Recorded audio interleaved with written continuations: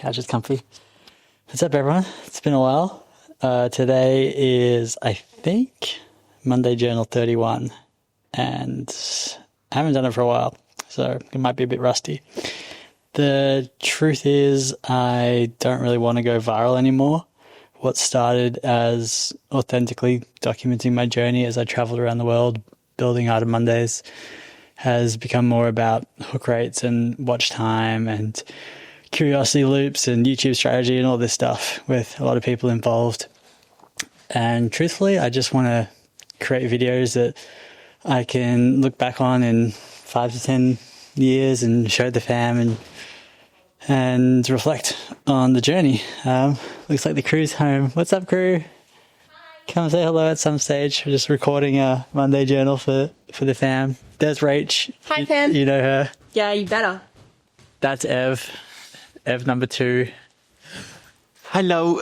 This is Stan, and Jack is locked in over there. So right now I'm in Melbourne, hanging out with this traveling circus who have been following me around for a while, and we're here for a couple of weeks. But anyway, I've got some notes here I want to share with you all for today. So as I was saying, just want to strip it right back and share the updates, document the journey without the fancy effects, without the trending audio and that sort of thing.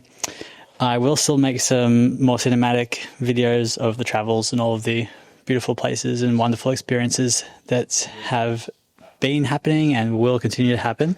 So you can subscribe if you want to see more of that. But the idea is for the Monday Journal just to sit down and once a week give you all the details about what's going on. So this one's a raw one cut with all the ums and ahs, and I've got some notes on my laptop when I get off track. So it's actually been about 2 months since I sat down and did one of these. I think the last one was in France, in Montpellier. And honestly, since then, it's been a crazy whirlwind couple of months. I had a wedding in France. I went to the after party in Germany, then flew to Thailand for a week where we got a bit sick. So I was laying low. Another wedding in Bali, not that long after. And then the idea was to rest up for a couple of days, take it slow. Unfortunately, the universe had other ideas in store because I was hit with Bali Belly episode number 1. Not too long after that, we had our residency host training. So we had, I think it was 13 people all up, including team from all around the world, come together to become the next generation of Art of Monday's residency leaders and allow for myself, Rach, Jai, Matt to step back and share the load, share the burden, a wonderful burden, but it's still a big commitment of energy and time. After our host training, Bali Belly episode 2, another IV drip, another course of antibiotics.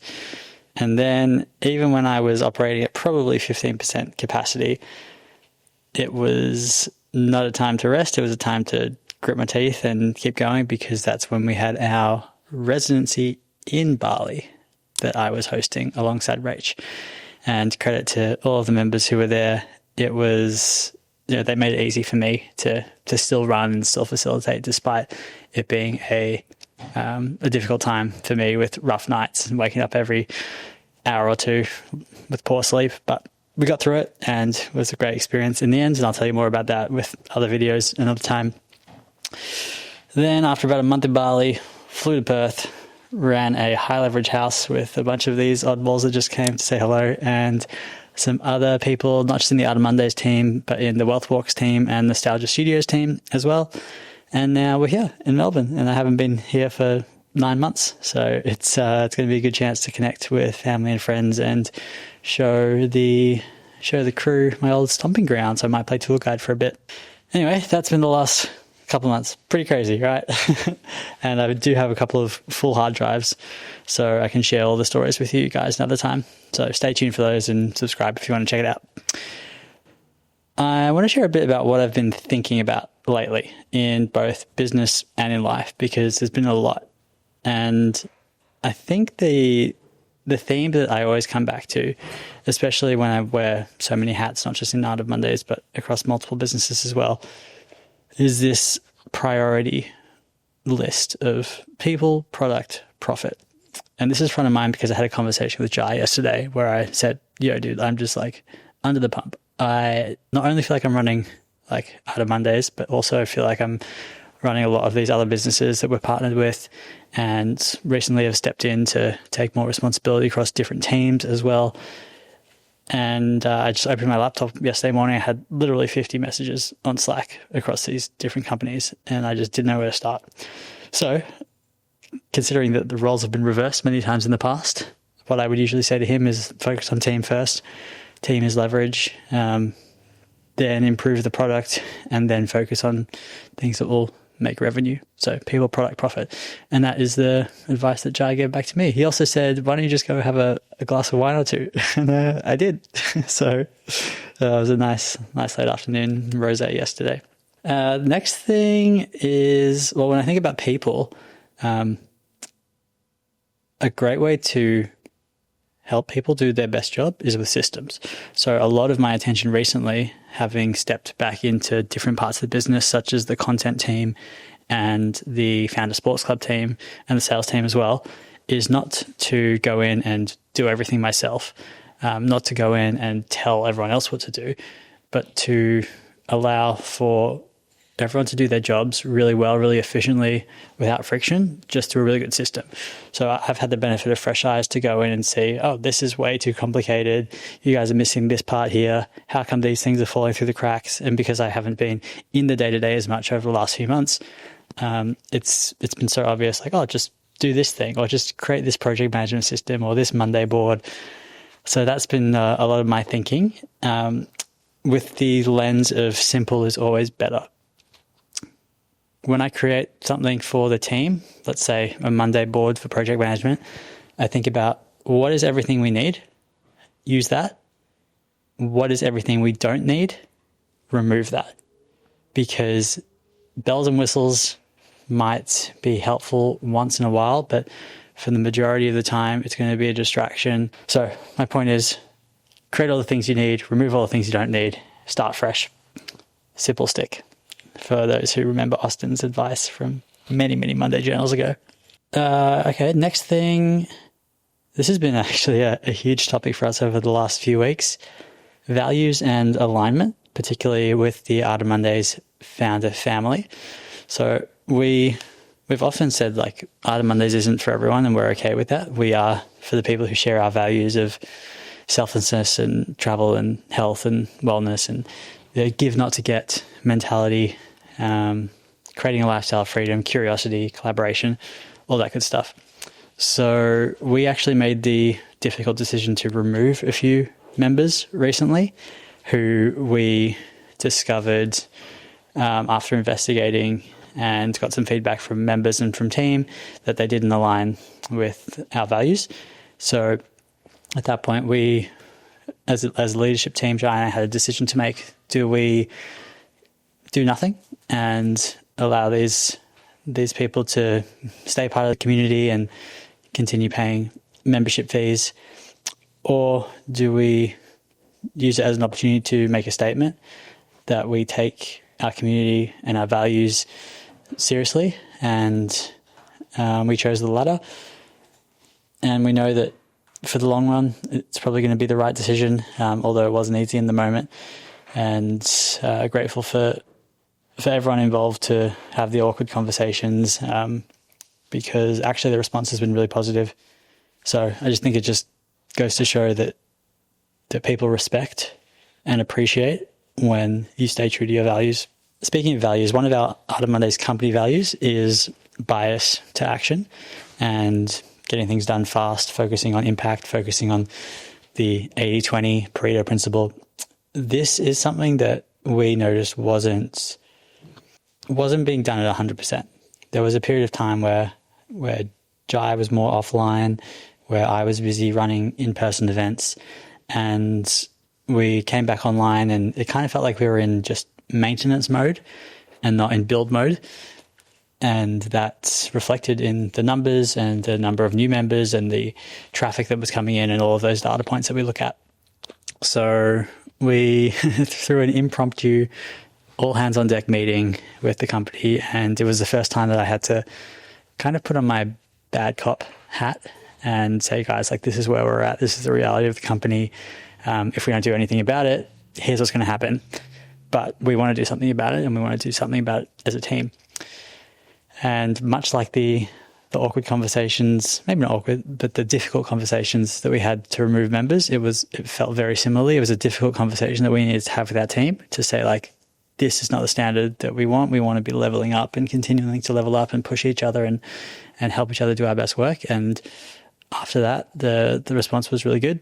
Everyone really galvanized together, and momentum has been hot and fast since. So my lesson there, which I'd love to share with you today, is as leaders, your transparency is really valued, and honesty is really valued.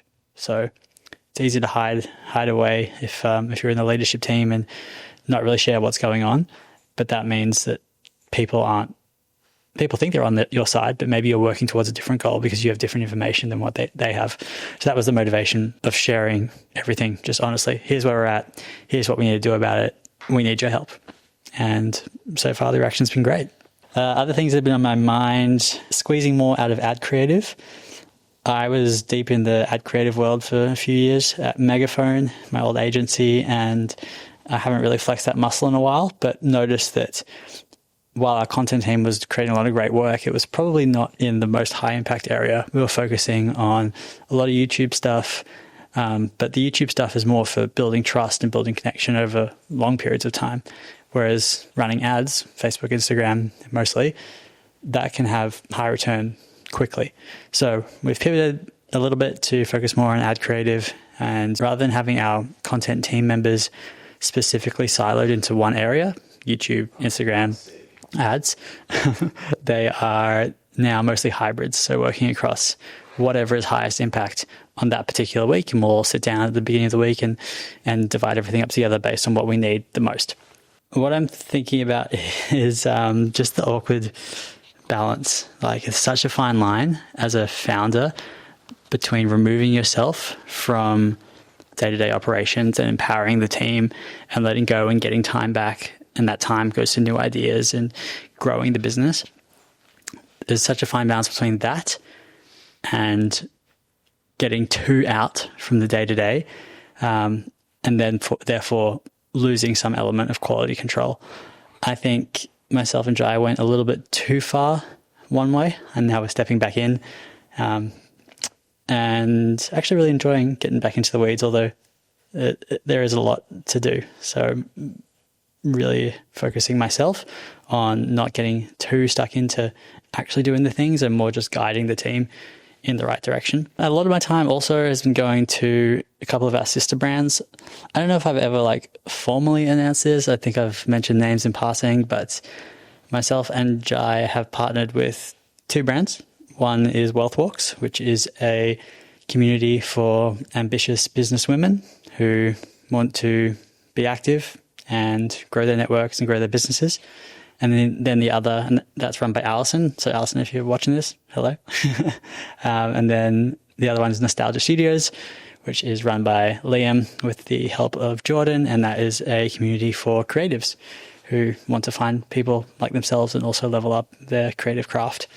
So a lot of my time has been going to those over the last few months, particularly Wealth Walks, because I've had to step in as the operator role. And finally, we've got someone to come on board, Juliana, who has been a weapon and really learning really quickly. So looking forward to being able to step back a little bit more from that, and just like I'm doing with Art of Mondays, guide the teams rather than do the thing myself. My last point is I am now finally at the end of a huge year of residency sprints. I can't even tell you how many countries I went to this year. I think it's probably 17 or 18. And I think all bar maybe 2 or 3 would have been for the purpose of running a residency. So a lot of work-related travel. But now, because we've been spending time recruiting and training new residency hosts, now I don't need to host these events. Now I can choose to host them. So it's going to be at least 6 or 7 months until I run the next one, which means time to slow down, time to connect with friends and family, which is a big part of why I'm here in Melbourne, and time to focus on high leverage activities for the business, because the more that I'm on the residency, while it is high impact for the members and incredible magical experiences, the reality is that's 10 days, 12 days that I'm not building the next thing for Art of Mondays or leveling up the team. So I think in a weird way, it's running a residency for me is both high leverage and low leverage at the same time. All right. So for those Monday Journal fans who always came for the numbers, here is a quick update on where the Founder Fam is at the moment. So we have had 3,566 total applications.